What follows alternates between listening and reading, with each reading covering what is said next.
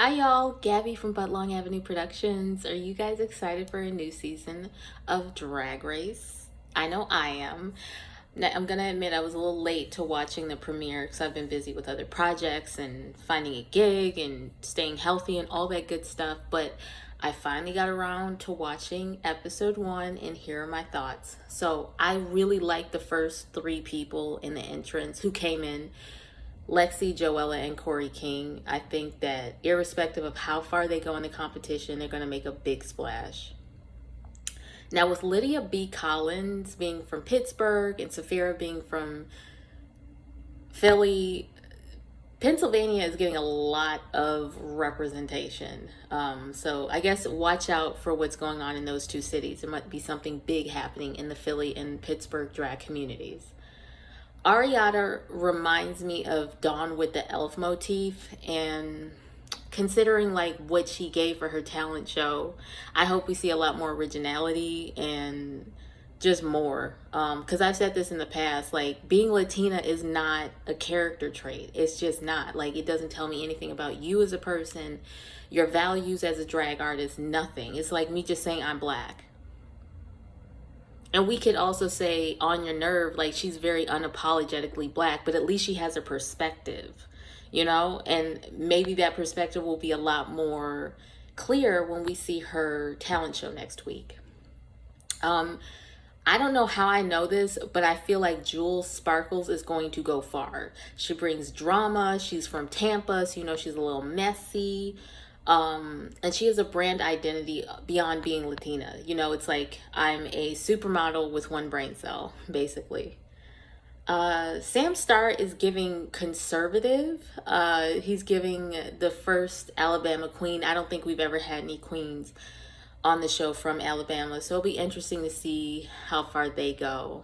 On Your Nerve, love her, very authentic. I hope she goes far. I hope we see a lot of her this season.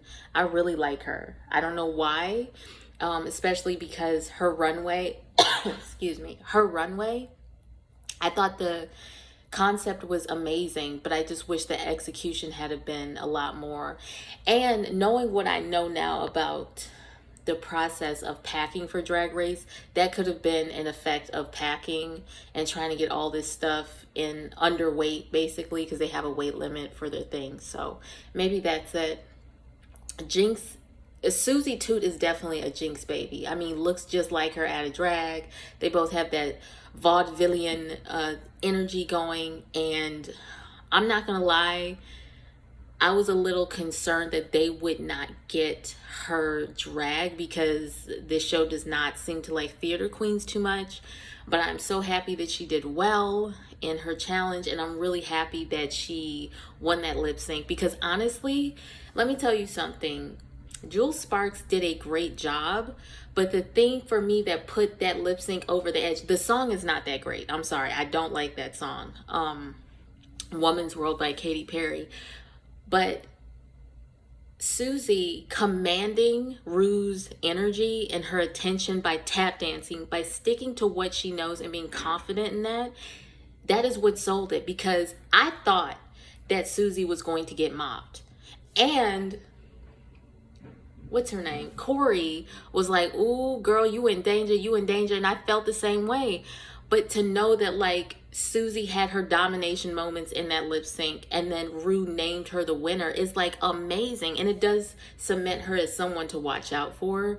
So I'm really proud. Like she stuck to what she knew. She focused on what worked for her instead of trying to keep up with the next girl, and it paid off. Bravo. Hormona Lisa. Listen, I don't know this young lady. I don't know if she's trans or like that's just her interview look with the wig. I do agree with Raven. She looks like Sadness from Inside Out. No shade. I loved her runway. I think it's kind of cunt though that RuPaul, they met at her book signing March of 2004, and then Rue was like, you're coming to Hollywood. Like, I didn't think that happened anymore, but apparently it does.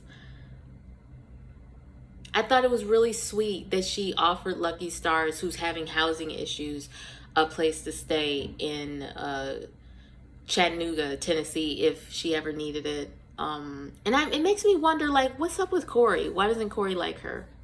Why is she so suspicious of her? All right, Acacia Forgot. I love the name, and I actually loved like her country aesthetic, the fact that she loves country music. The problem is, however, she keeps comparing, like every time she talks about her music, I hear Trixie Mattel, Trixie Mattel. But the thing is, if you are going to do something similar to a past winner, especially someone like Trixie, who I believe makes great music, your music also has to be on par. And unfortunately, I didn't feel like the execution with Acacia's music was up to standard. And it was disappointing to hear her kind of defend, you know, her art form and not take the criticism seriously. Like, I don't think anyone's hating on her. I think they genuinely believed it wasn't good. And I agree. I don't know how I know, but when Rue entered the workroom for the first time this season, the energy and the excitement that the cast was giving Rue felt genuine. And this feels like a cast that really loves Rue. I don't know if it's acting, but I felt it was real. So hopefully we get a lot of good banter from these queens and Rue this season. Every season, I am impressed with the storytelling devices that Drag Race uses. First of all, within the first 5 minutes, we're introduced to the new cast as a group, but the way they do it was amazing. They did it Squirrel Games with Lil Pound Cake as the doll that's eliminating people, and the only people that got pies in their face were queens from seasons past or different kinds of queens, and all that was left were the season 17 queens, and like that's how we know who they are. I thought it was a really great way to tap into what is relevant in pop culture, while also branding the show, i.e. Lil Pound Cake, showing us the older queens and introducing the new ones. Like, I loved it. I can tell they got a budget this year, because that did not look cheap at all. And of course, it was a mini challenge. I didn't know that, the audience didn't know that. The fact that Rue revealed that Squirrel Game segment was essentially a mini challenge was also very clever. And I don't know if that was on purpose or in editing they made it sound that way, but it's so fresh. It's so fresh, and it makes me really wonder how far in advance they think things through.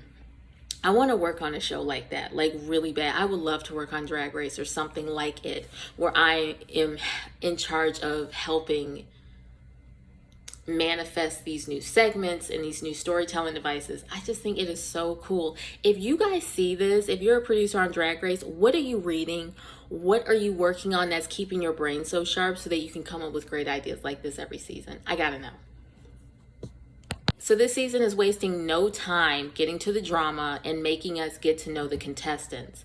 By making the queens choose the order of who goes when for the talent shows and also rating them, we get to know how they work in groups, how they deal with stress, what's their motivation. So we're getting to know these people so much quicker. And I wonder if that was a note from the network that said, we're not getting to know the girls very soon, so like, what are we gonna do about that? And I thought that was a very clever way.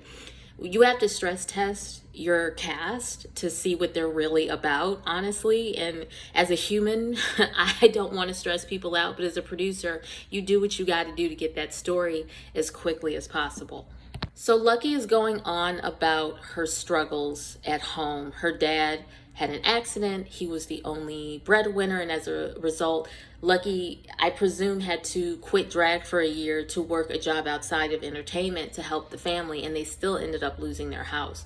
So with all this planned stress, economic stress that Americans are going through, I suspect that we're going to see a lot more stories like this of people trying to get on shows to reverse their fortunes, but only if we only knew what fame really costs.